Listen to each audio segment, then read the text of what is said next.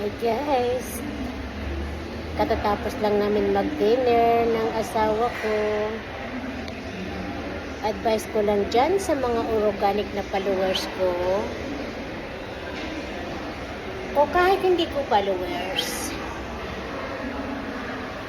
sa mga iniidolo ninyo, magpakita kayo ng gilas, lalo na kung nanihingi kayo ng tulong ng maliit lang,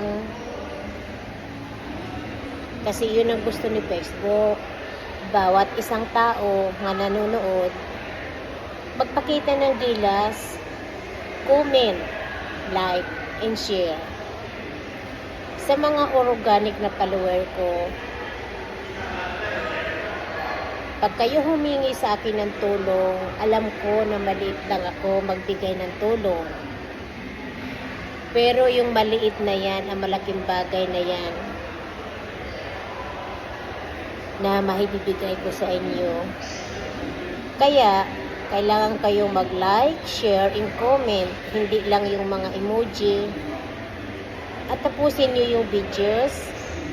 At i-share ninyo para makita ko kayo sa comment section. Para pag bumisita ko sa bahay nyo, bingo! Right?